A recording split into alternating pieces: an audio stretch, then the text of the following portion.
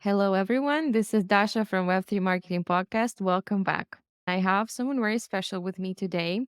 It's a person who's driving mass adoption of blockchain in Africa and building communities for Web3 professionals in Kenya. And as a Web3 professional myself, I'm super excited to have this conversation. Yvonne, thank you for joining us. And it's really nice to have you here. Hi. Hi, thank you for having me.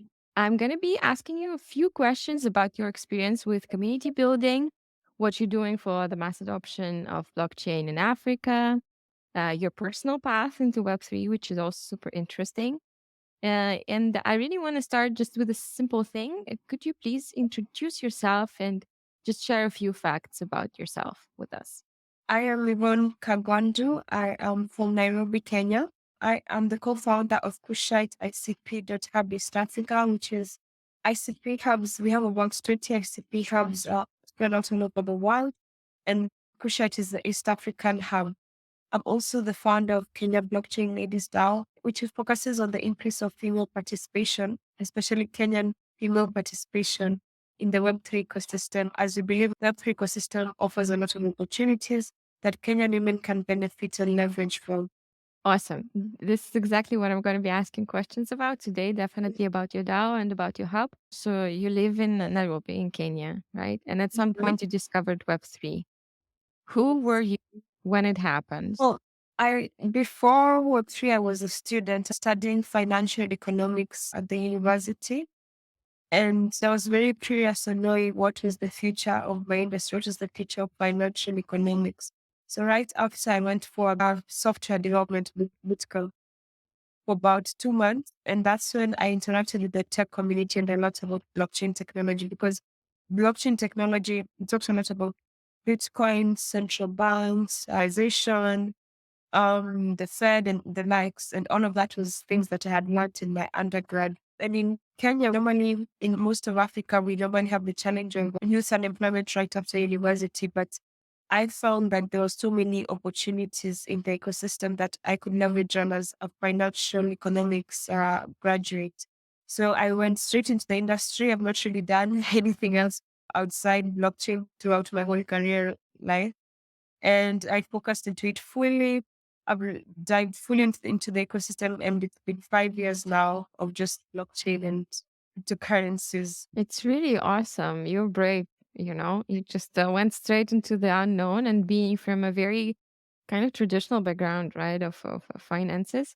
But I do understand what it was like, more of like intersection of the tech and finance in something Mhm. very cutting edge for you. So as a recent graduate, I bet it was attractive because I came into Web3 much later, a few years after university, like 7 years after the university.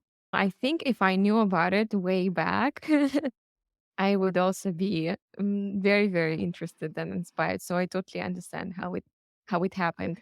Tell me Yeah. about your first role or first gig, in Web3 that you got. Well, the first gig I actually got was as a community manager on a Telegram community. I was surprised that you could actually get an actual job being a Telegram admin. It actually shocked me, but it's something I could do anywhere, anytime. And then I would manage communities, learn a lot from this community because you'd interact with people that were there on Telegram. They'd tell you about so many things. So it was a time when that happened. When a user would ask me a question, I just, have to go through learning about what he's asking so fast and then respond. And that helps me learn so fast. And then my next role was as country manager for an exchange in Kenya. And that's how the growth went because I'd learned to use interacting with customers until to the point you would understand what does the Kenyan user base need, what does the African user base need. So that was basically it, mostly working at the cryptocurrency exchanges. That's how I started. Do you still do like the community building aspect? I guess yes, right? Because you're running an offline community. So that's something you're like carrying through the whole path in Web3. Yeah, communities are very important. Even before I joined ICP, I would still go back to the community.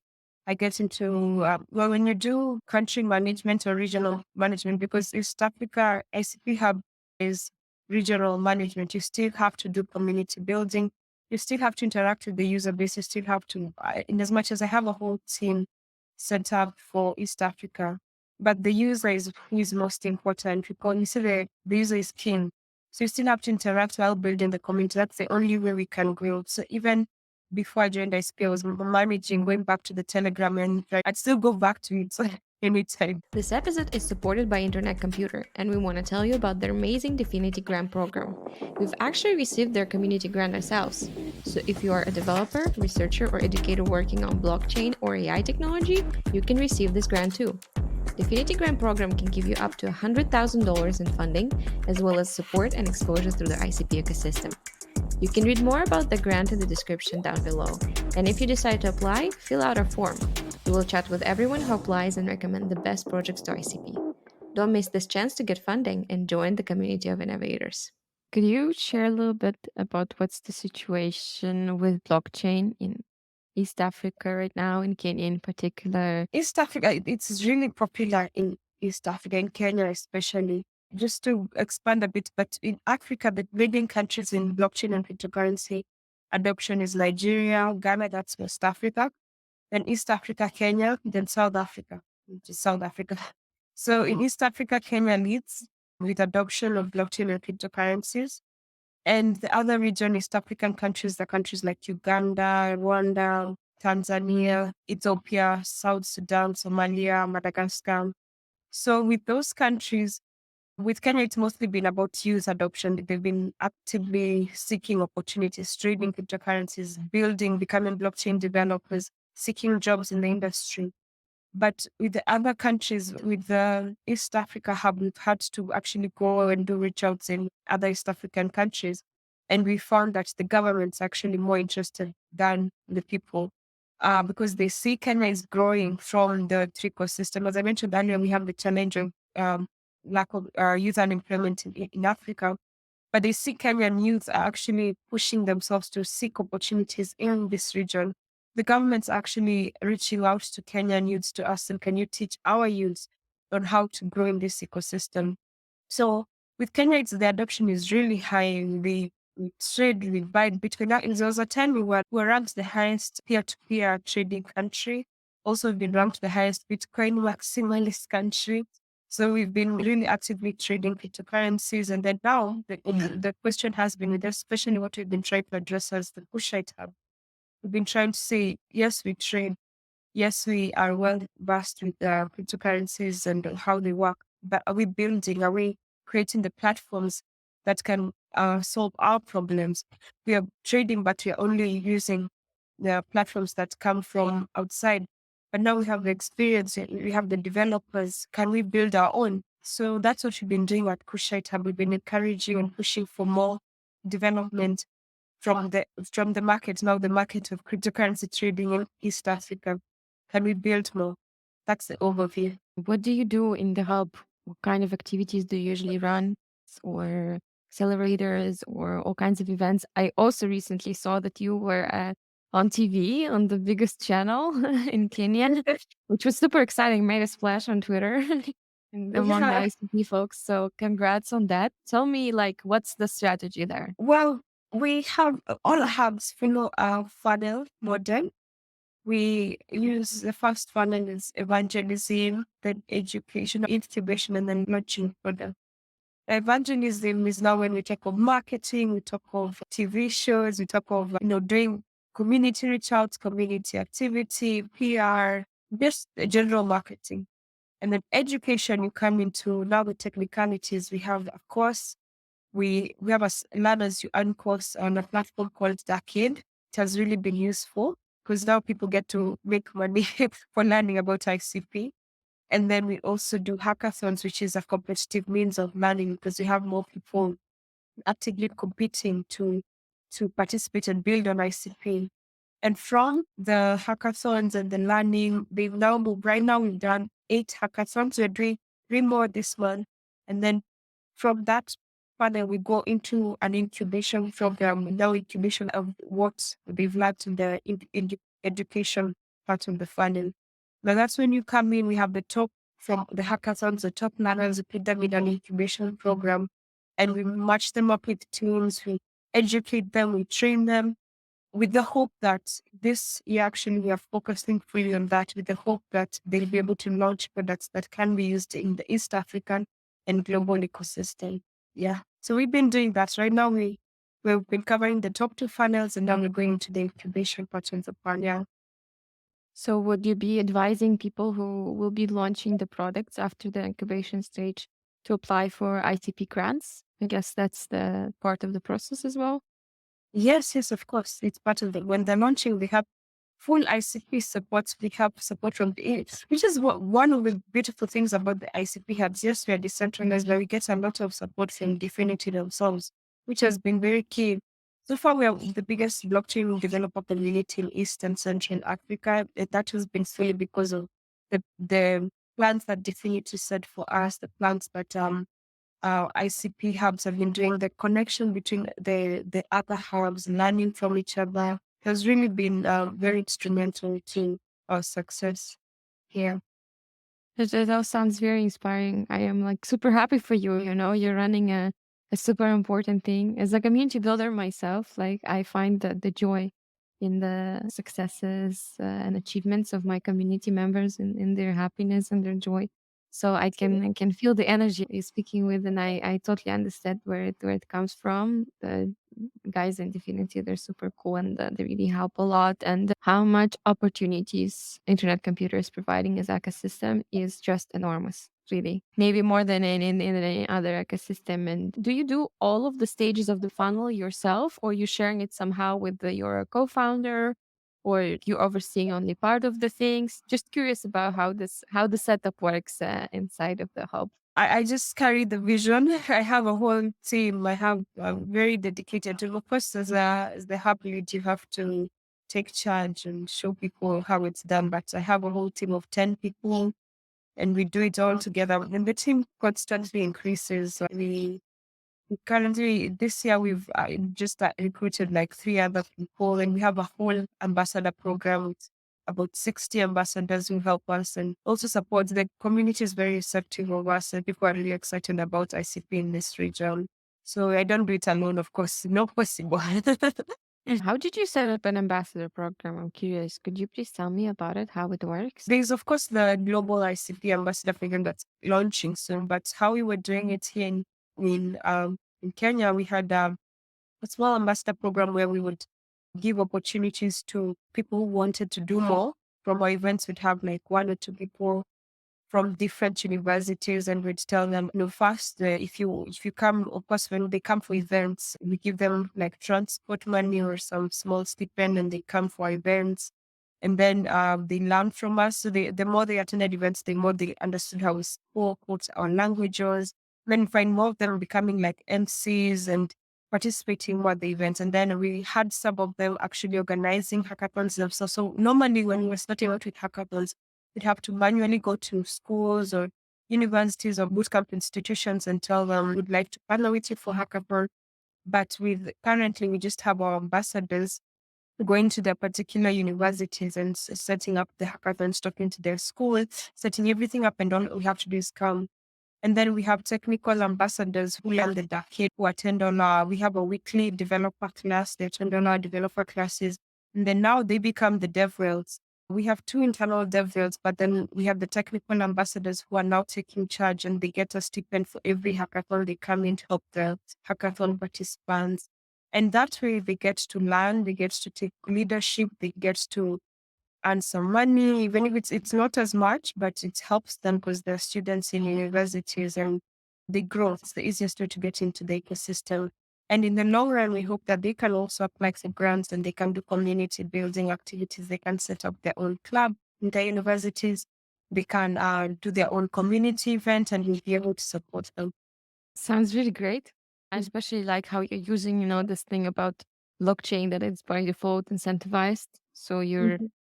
rewarding all your community members for specific activities they do for helping you grow. But most importantly, which I really love when it's being done this way, when you incentivize learning.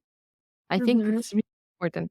Recently, I ran a big Christmas game for community that I'm managing, and mostly the tasks were about learning. And of course, in the end, there was like a raffle, an opportunity to win the prize, Mhm. and I could see people actually, like going through our materials, answering the questions, the quiz, learning, which is really really amazing. This is Yes. something that we can drive as community Mhm. builder, and especially in blockchain, it's much easier to drive it because you can incentivize it, right? Mhm. I think it's really important. I'm listening to you and I'm just like, wow, I want to go see how you're doing this. I would participate. It sounds really exciting and like thought through. It's really cool. How many people are involved per year? And actually, when did you start? Like, is this just first few months of the hub, or you already been running for quite some time? We started the hub in April last year. When the team grew, we said, let's do an ambassador program that will help us. Doing 8 hackathons was really overwhelming. We needed the support. We didn't do it as 10 people. I know that the India hub actually got like 70 people to help them with the hackathons. They did about 52 hackathons, and which was really cool. It was really inspiring. So we also took that and used an ambassador program to try and leverage what we learned from the India hub. So we started the ambassador program around September, and it grew very fast because, when you tell people, especially when you tell the Kenyan students who, in Kenya, students work full, they study full time, but when you give them opportunity to make money, it just spreads like wildfire. In no time, we had 60 ambassadors, and right now we were even planning 2 hackathons in this month, but one ambassador said, no, I need to do a hackathon this month. So it had to increase to 3. As you said, when you incentivize learning and when you incentivize participation, they actually come through and they are more aggressive and they are happier doing the task that they've been assigned to. Could you share how many people you think the hub touched since you opened? Our community currently is at 6,000 members when it count all our platforms. When it counts Twitter, we have our WhatsApp community. That's where most Kenyans like interacting. We have about 500 developers that we've interacted with, we've trained, and we've participated in the hackathons. And we closed the year last year with about 60 projects. And then with the meetups we've done so far, when I count them, last year alone, we did about 35 events in total. All of them were actively participating. We had events with about 500 attendees. About 4 of these events had 500 attendees, and the rest were not significant, were lower, maybe around 100, 200, some with less, even up to 50. Of course, developer events, you don't expect them to go crazy, but developer focused events would have like 50 to 100. So it's quite a number of people we touched. And we are really growing. We hope to touch more people, not just in Kenya alone, but generally stuff. The East African countries that we've not really interacted with, like Tanzania, Madagascar, Somalia, Somaliland, Ethiopia. We did a little bit. We want to do more of East Africa than just Kenya. Kenya is normally leading in East Africa, but the other countries are really catching up and they're more aggressive. Like I mentioned, in Kenya, we have a youth focused community, but when you go to Rwanda, we have a government partnership, which makes our work significantly easier. So when you go to other countries outside our region, we get more support, which we are really excited about. If you were giving advice to someone who's about to launch their hub, their Mhm. offline community within some ecosystem, what would Mhm. be like first steps to do? Maybe first mistakes to avoid. I think the first thing that I saw when forming the ICP Hub was that you might find that in your region, for example, in Kenya, we had other protocols running. We had like the Selo community, we had Darknet community. It's very easy to fall into the trap of seeing what your community, the other developer communities are doing. Web3 communities are sort of in a small bubble where we copy each other. Everyone knows everyone. We go for events, they're the same people. We meet each other. And we love it. It's actually very nice. We enjoy it. But I think it's best to not limit ourselves to Web3, and it's good to see what our Web2 communities doing, what are communities outside the region that one is based in. For example, when I was looking at our community, I was never comparing it to the communities, the blockchain communities that were in our region. I was looking at what other hubs are doing. I was looking at what India is doing, what Indonesia is doing, what Hong Kong is doing, which was rare. So, like, it wasn't new to us because Africans don't travel much. So, when you see what the other communities outside the small Web3 bubble that we focus on are doing, we get to develop faster. So that's the common mistake that we do. I normally see when someone is forming a Web3 sort of community, we tend to look for the same participants that have been doing something else in another blockchain community. But that leads to very slow growth. When we can achieve more, our main competitors are not, the blockchain protocols. It's like in the same way Coca-Cola says our main competitors of Pepsi, it's water and tea and coffee. So when you look at, like, for example, ICP, our main competitors are not really Ethereum or other blockchain protocols. Our main competitors are, AWS, Google. So that's the mindset to have when community building in Web3. We should stop limiting ourselves to the Web3 kind of cocoon. Yeah. Yeah, yeah, I know what you mean. I know what you mean. It's really, really cool to, to go for benchmarks first and have a lot of benchmarks. This is also something I try to do myself. It is Mhm. really, really important. And the broader you go, the faster you're gonna grow. Something Mhm. I think, something I hope I'm gonna do this year is like an online course for the growth and adoption of our community and the product we're building for the community, right? So for me, it's something that can open the doors to our community, to our product, to much, much more people because the course will be autonomous. It will be always there. It will be for free, right? It will be incentivized as well. So it's just Mhm. so much easier to get in, kind of, right? That sounds So amazing. I'd love to do that course. yeah, I'll definitely send you the link once we're done. Thank you. Appreciate Okay. it. By the way, you said that the course you have is incentivized, right? How does this work?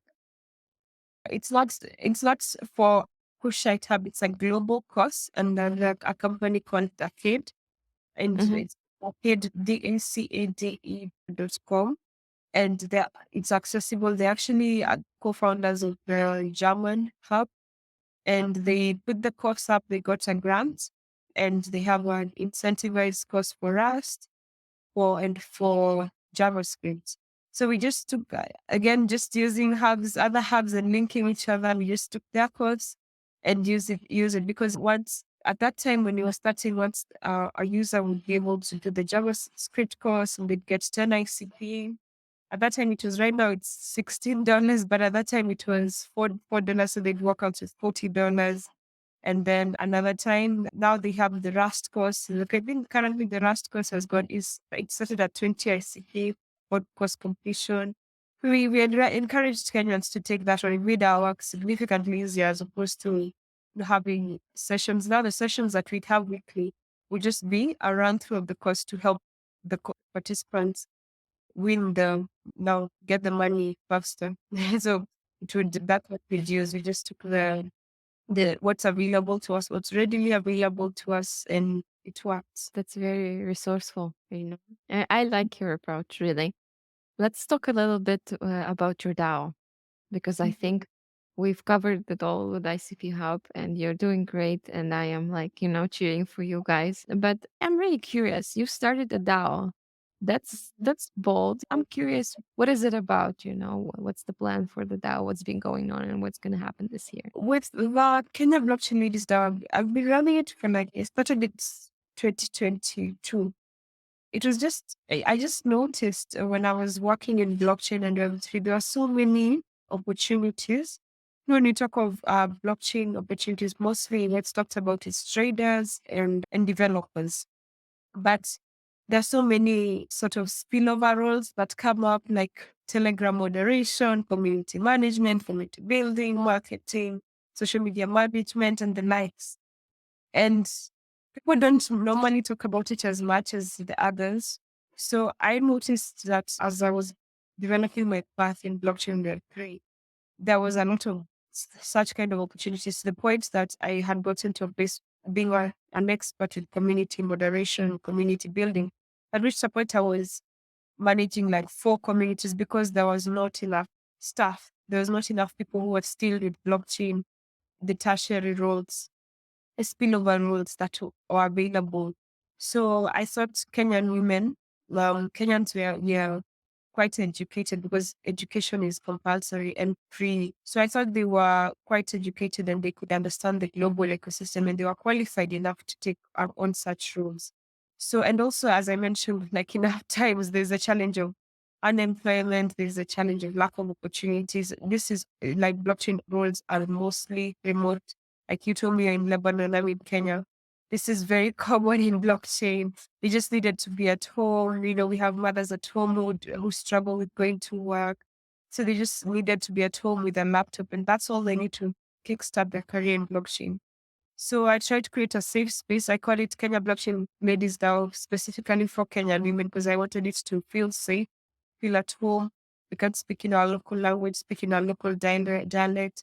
And you train them about basics of blockchain. You should direct them to such like courses they can take. You direct them on how to brand themselves online, direct them on how they can, create a brand, build their confidence. And in most of them actually end up getting jobs. Actually, this month we're sending 2 of them. They're going to take a boot camp, a technical boot camp in Nigeria so that they can learn.